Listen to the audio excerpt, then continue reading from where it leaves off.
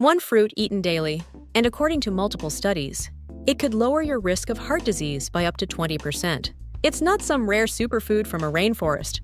It's sitting in your grocery store right now, the avocado.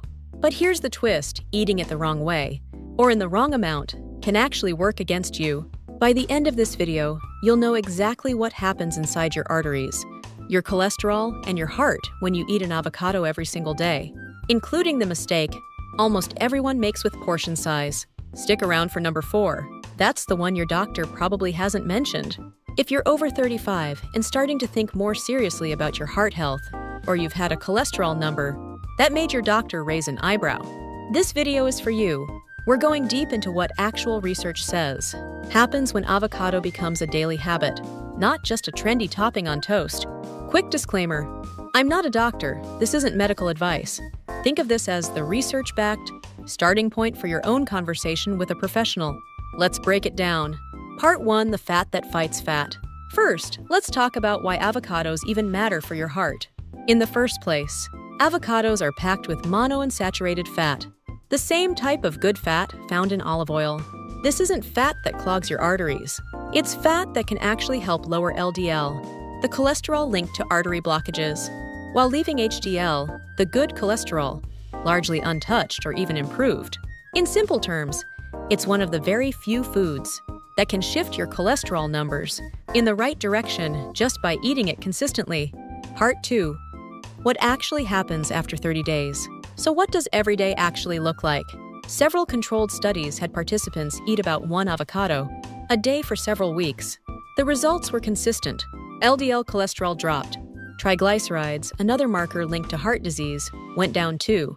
And in some studies, markers of inflammation, which play a big role in artery damage over time, improved as well. The key detail researchers kept pointing to wasn't just the avocado itself, it was what it replaced. When avocado replaced saturated fats like butter or processed snacks in the diet, the heart benefits were strongest. Now here's where it gets interesting, because there's a portion size mistake almost everyone makes that can quietly cancel out these benefits. I'll cover that right after this. If you're finding this useful, hit subscribe now, because we break down a new heart health topic like this every single week. Part 3: blood pressure and potassium. Avocados are unusually high in potassium, even more per serving than a banana. Potassium helps your body balance out sodium, which is one of the biggest daily contributors to high blood pressure. For context, high blood pressure is often called the silent killer because, much like weakened bones, it usually shows zero symptoms until it causes real damage. A daily avocado won't replace blood pressure medication, but as part of a lower sodium diet, it's one of the more effective foods for supporting healthy numbers over time. Part 4: the fiber nobody talks about. Here's a benefit that gets buried under all the good fat talk: fiber. One avocado has around 10 grams of fiber, roughly a third of what most adults need in an entire day. Fiber slows down how your body absorbs cholesterol from food, and it feeds the healthy bacteria in your gut, which recent research increasingly links to lower inflammation throughout the body, including in your blood vessels. Sign number 4: the mistake, the portion problem. Now, the mistake I promised at the top of the video. Avocados are calorie-dense. A whole one can run 250 to 300 calories, almost all of it fat. That's not a bad thing on its own, but here's the trap. A lot of people add a full avocado on top of their normal meals, rather than replacing something else with it. The studies showing heart benefits weren't testing avocado, plus everything you already eat. They were testing avocado, replacing less healthy fats. So the real move is substitution, not addition. Swap the butter, the mayo, the processed dressing for avocado. That's the version of daily avocado that actually helps your heart.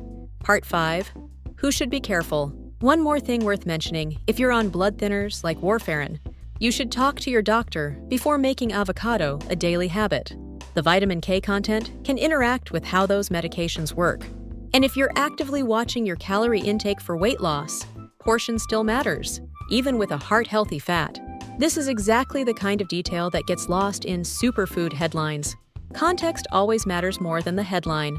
Let's run through it fast.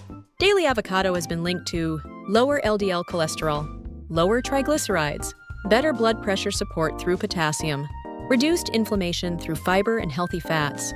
But, and this is the part Most videos skip, the benefit mostly shows up when avocado replaces less healthy fats, not when it's just added on top of your normal diet. If this helped clear things up, do me a favor and share it with someone who's been asking about heart-healthy eating. This is exactly the kind of thing worth double-checking before believing every superfood headline online. And if you want the full breakdown of the best heart-healthy foods backed by actual research, subscribe and hit the bell. That video's coming soon. Thanks for watching, and I'll see you in the next one.